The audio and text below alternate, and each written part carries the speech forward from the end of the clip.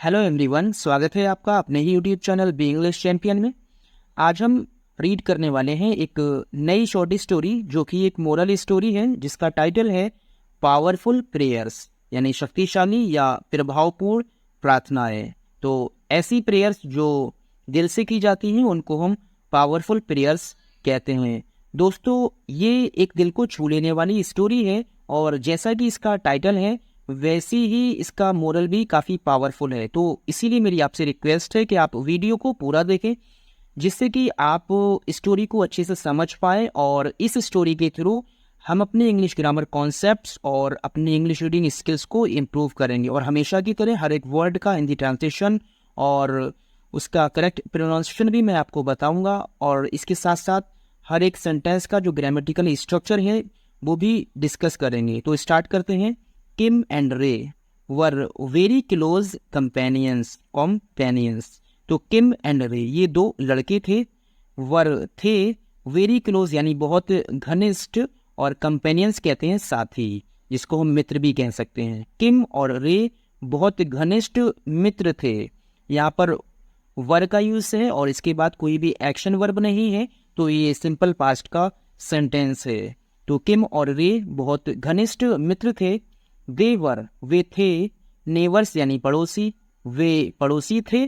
Classmates at school और school में classmate यानी सहपाठी थे। एंड लेटर और बाद में कलीग्स एट वर्क और काम करते समय वो सहकर्मी थे यानी साथ में वो काम करते थे। तो इस तरह से वो एक दूसरे के बचपन से ही काफ़ी करीब थे। और ये जो स्टोरी है ये पास्ट में है। तो आगे देखते हैं। वन डे यानी एक दिन, दे डिसाइडेड उन्होंने फैसला किया, टू गो जाने का, ऑन अ सी वोएज यानी एक समुद्री यात्रा पर। वोएज कहते हैं यात्रा को, वो समुद्री यात्रा पर जाने का उन्होंने फैसला किया। टू एक्सप्लोर यानी खोजने के लिए, स्ट्रेंज लैंड्स यानी अनजान जगहों को, यानी अनजान जगहों को खोजने के लिए उन्होंने एक समुद्री यात्रा पर जाने का फैसला किया। दे बिगेन उन्होंने शुरू की, देयर वोएज यानी अपनी समुद्री यात्रा, वोएज को हम समुद्री यात्रा कहते हैं, उन्होंने अपनी समुद्री यात्रा शुरू की। बिगेन ये बेगिन की सेकंड फॉर्म है और ये पास्ट इंडेफिनिट का अफर्मेटिव सेंटेंस है। इन यानी में a cruise ship, cruise ship वो होता है जो काफ़ी बड़ा होता है और यात्रा करने के लिए यूज़ किया जाता है। तो क्रूज शिप में उन्होंने अपनी समुद्री यात्रा शुरू की। एंड ट्रेवल्ड और यात्रा की, फार एंड वाइड काफ़ी दूर दूर तक। फार एंड वाइड का यूज़ काफ़ी दूर दूर के लिए किया जाता है। उन्होंने काफ़ी दूर तक यात्रा की। हाउएवर हालांकि, in the course of their trip यानी अपनी यात्रा के समय में, हालांकि अपनी यात्रा के समय में, द वेदर मौसम, टर्निड यानी हो गया, वेरी डिस्ट्रक्टिव बहुत विनाशकारी। और जब वो यात्रा कर रहे थे तो उनकी यात्रा के समय मौसम बहुत विनाशकारी हो गया। ये जो डिस्ट्रक्टिव है ये एक एडजेक्टिव है क्योंकि ये विशेषता बता रहा है मौसम की, जो कि एक नाउन है। तो जो नाउन की विशेषता बताता है उसको हम एडजेक्टिव कहते हैं। The ship was raked, raked का मतलब है टकराकर ध्वस्त हो गया, यानी उसका विनाश हो गया, टूट गया बिल्कुल। और जो जहाज था वो टकराकर ध्वस्त हो गया था। इन द मिडिल यानी बीच में, ऑफ द ओशन यानी समुद्र के, जहाज समुद्र के बीच में टकराकर ध्वस्त हो गया था। तो ये जो सेंटेंस है ये पैसिव वॉइस का है क्योंकि वॉइस के बाद वर्ब की थर्ड फॉर्म आई है। मोस्ट ऑफ द पैसेंजर्स यानी जो यात्री थे उनमें से अधिकांश, मोस्ट का मतलब है अधिकांश यानी ज्यादातर। कौन? यात्री, जितने भी यात्री थे उनमें से ज्यादातर वर किल्ड यानी मर गए थे। बट लेकिन किम एंड रे कुड स्विम तैर कर चले गए, टू अ नियर बाई एक पास के, आइलैंड का मतलब होता है द्वीप पर। और किम और रे पास के एक द्वीप पर तैरकर, मतलब तैरकर जा सके। ये कुड जो है कैन का पास्ट फॉर्म है और ये कैपेसिटी को दिखाने के लिए इसका यूज किया जाता है। आगे देखते हैं। The island was deserted, island कैसा था? बिल्कुल सूना था। डिजर्टेड यानी सूना था। ये सिंपल पास्ट का सेंटेंस है क्योंकि ये जो डिजर्टेड है ये एज एन एडजेक्टिव यूज किया गया है। इसका वॉज था कैसा था? सूना। नॉट यानी नहीं, इवन मिस भी, अ ट्री एक पेड़, वॉज देयर वहाँ था। देयर का यूज एक एडवर्ब के रूप में है जो कि प्लेस की जानकारी देता है। यहाँ तक कि वहाँ एक पेड़ भी नहीं था। किम एंड रे रियलाइज यानी महसूस किया या एहसास किया दैट कि दे कुड नॉट सर्वाइव, वे जीवित नहीं रह सकते थे ऑन द आइलैंड यानी उस आइलैंड पर, विदाउट यानी बिना डिवाइन इंटरवेंशन। डिवाइन कहते हैं ईश्वरीय और इंटरवेंशन का मतलब होता है हस्तक्षेप।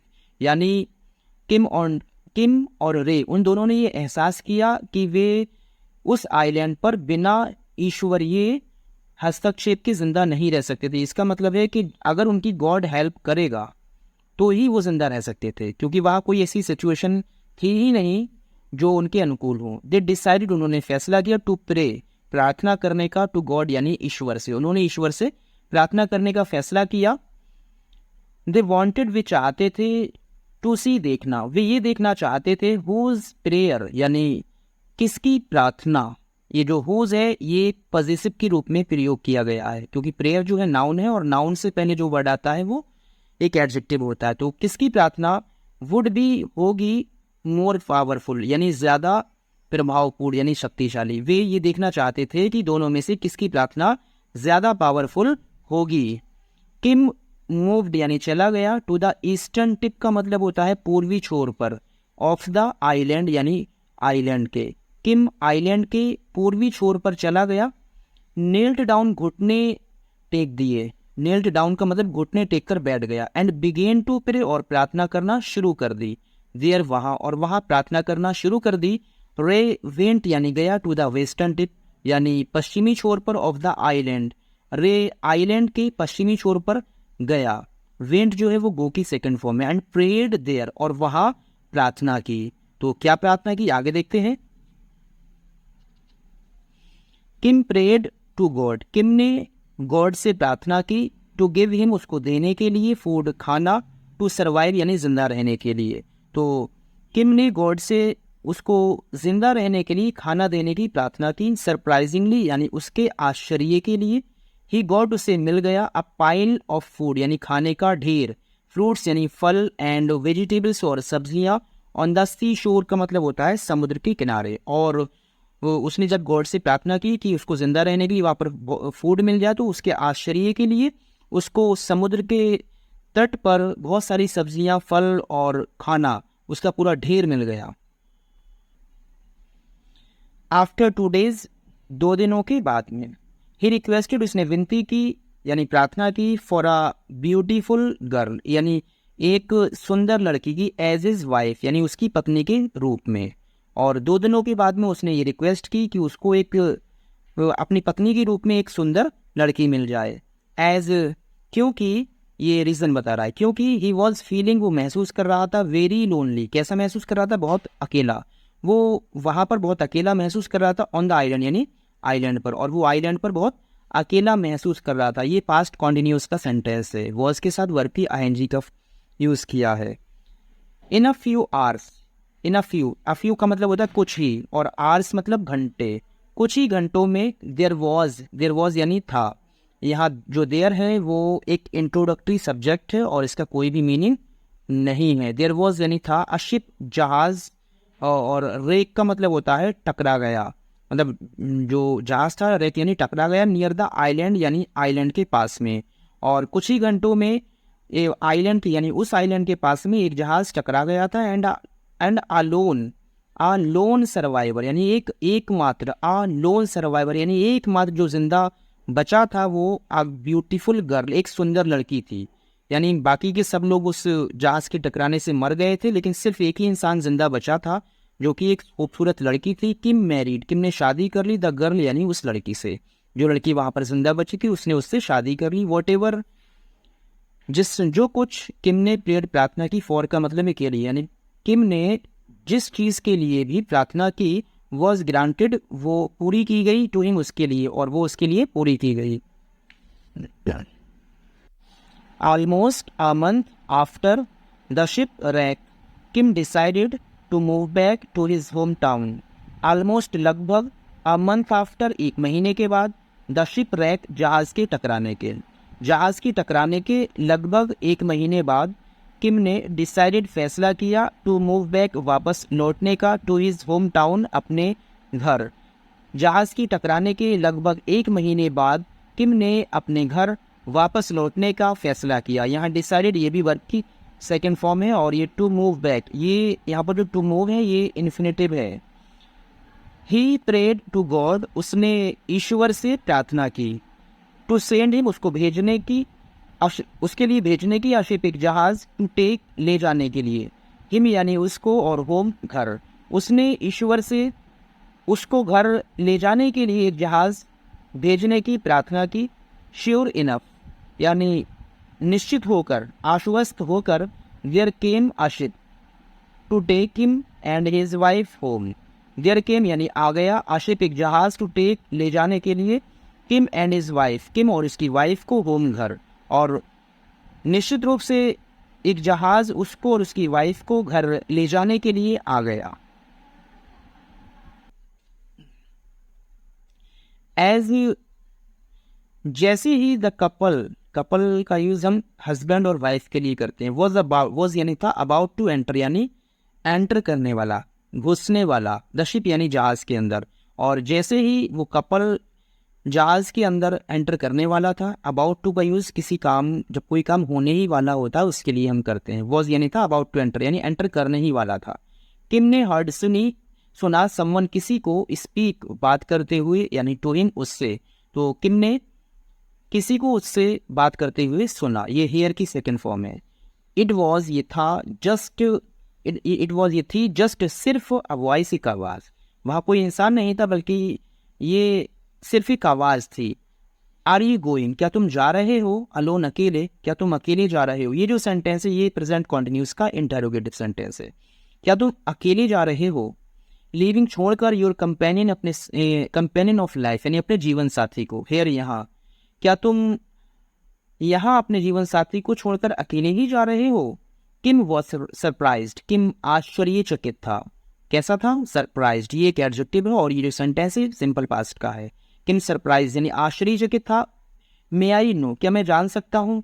हु इज दिस, ये कौन है। हु का यूज हम इंसानों के लिए करते हैं, यानी किसी भी इंसान के लिए हु का यूज किया जा सकता है, किया जाता है। मे आई नो, क्या मैं जान सकता हूँ। हु इज दिस, ये कौन है। एंड हुम, और किससे, यू आर तुम हो, रेफरिंग टू यानी बात कर रहे हैं, और तुम किससे बात कर रहे हो। हु जो होता है एज अ सब्जेक्ट यूज किया जाता है और हुम एज अ ऑब्जेक्ट यूज किया जाता है, और हु का जो पॉजिटिव केस होता है वो होता है हुज। तो मैं जान सकता हूँ कि ये कौन है और तुम किससे बात कर रहे हो। आई हैव, मेरे पास है, माई वाइफ, मेरी पत्नी, विद मी, मेरे साथ, यानी मेरी जो वाइफ है वो तो मेरे साथ है, और इसके लास्ट में एक्सक्लेमेशन मार्क लगा है, ये एक्सक्लेमेटरी सेंटेंस है क्योंकि उसने आश्चर्य से कहा कि मेरी वाइफ तो मेरे साथ है, तो तुम किसके लिए बात कर रहे हो। द वॉइस सेड, आवाज ने कहा, आई एम यानी मैं हूं, द वन वो, टू हुम यानी जिससे, यू ऑफर्ड तुमने की थी, योर प्रेयर्स अपनी प्रार्थनाएं। उस आवाज ने कहा, मैं वो हूं जिससे तुमने अपनी प्रार्थनाएं की थी। यहाँ पर ऑफर जो है वर्ब की सेकंड फॉर्म है, और यहाँ जो हुम है ये एज अ रिलेटिव प्रोनाउन है क्योंकि किसके लिए बोला गया, वन के लिए, यानी मैं वो हूँ जिससे तुमने प्रार्थनाएं की थी। होम जिससे, यू रिक्वेस्टेड तुमने विनती की थी, टू सेव बचाने की, योर लाइफ अपना जीवन, और जिससे तुमने अपना जीवन बचाने की विनती की थी। एंड होम, और जिससे ये रिक्वेस्टेड तुमने विनती की थी, फूड खाने की, एंड शेल्टर और शरण की यानी रक्षा की, एंड ऑफकोर्स और सचमुच अ वाइफ, और असल में आपने एक वाइफ की भी। मैं वो हूँ जिससे तुमने खाने की और अपनी रक्षा की और एक पत्नी की रिक्वेस्ट की थी। किम नेल्ट डाउन यानी घुटनों के बल नीचे बैठ गया। इन ऑ का मतलब होता है आश्चर्य में, ऑ यानी आश्चर्य में, एंड सेड और कहा। किम आश्चर्य में नीचे घुटने टेककर बैठ गया और कहा, थैंक यू गॉड यानी गॉड, गॉड तेरा धन्यवाद। यहाँ जो ये भी एक ये जो है ये एक ऑप्टेटिक सेंटेंस है। देन यानी तब, किम रिमेम्बर्ड, किम ने याद किया, अबाउट रे यानी रे के बारे में किम को याद आया। रिमेम्बर्ड अबाउट यानी बारे में याद आया रे के।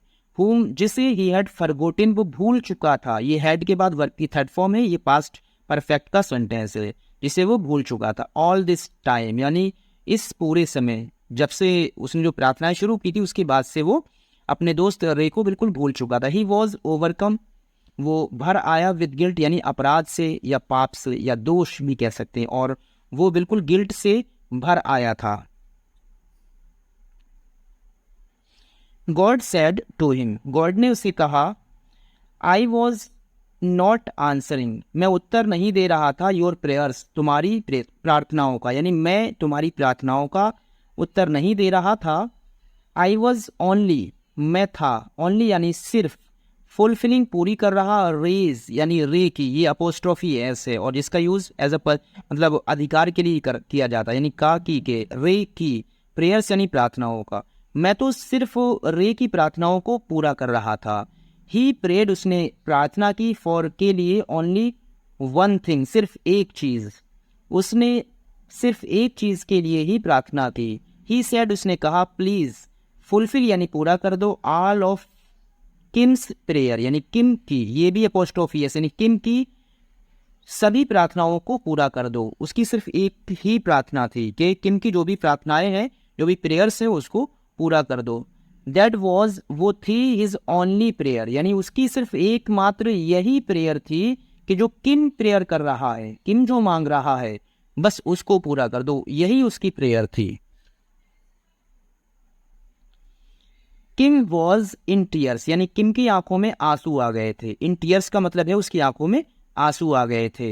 एंड रस्ड, और दौड़कर भागा, यानी तेजी से गया, टू द अदर साइड, दूसरे छोर पर, ऑफ द आइलैंड यानी आइलैंड के, और किम की आंखों में आंसू आ गए और वो आइलैंड के दूसरे छोर पर तेजी से दौड़ा। ही रियलाइज, उसने एहसास किया, रियलाइज्ड उसने एहसास किया, दैट की, ये एक कंजक्शन है जो कि दो सेंटेंसेस को जोड़ने के काम लिए यूज किया जाता है। ही हैड नॉट, ही यानी उसने, हैड नॉट यानी नहीं, इवन भी, थॉट सोचा था, अबाउट बारे में, हिज बेस्ट फ्रेंड रे, और उसने एहसास किया कि उसने तो अपने बेस्ट फ्रेंड रे के बारे में सोचा भी नहीं था। और हैड और वर्ब की थर्ड फॉर्म, ये पास्ट परफेक्ट का सेंटेंस है। एंड वॉज हैप्पीली, और खुशी से, इंजॉइंग यानी मजे कर रहा था, हिज ओन लाइफ, अपने खुद के जीवन में, और अपने खुद के जीवन में मजे कर रहा था यानी खुशी से। ही कुड नॉट फाइंड, उसे नहीं मिल सका, रे देर, वहां, और वहां उसे रे नहीं मिल सका। ये जो कुड है कैन की सेकंड यानी कैन की पास्ट फॉर्म है और एक मॉडल वर्ब है, तो उसे रे वहां नहीं मिल सका। ही आस्क्ड गॉड, उसने गॉड से पूछा, वेयर इज, कहाँ है रे, यानी रे कहाँ है। ये सिंपल प्रेजेंट का सेंटेंस है। आगे देखते हैं। गॉड रिप्लाइड, गॉड ने जवाब दिया, आई टुक, मैं ले गया, हिम उसको, विद साथ और मी अपने, मैं उसको अपने साथ ले गया। ये टेक की सेकंड फॉर्म है और हिम एक ऑब्जेक्ट है।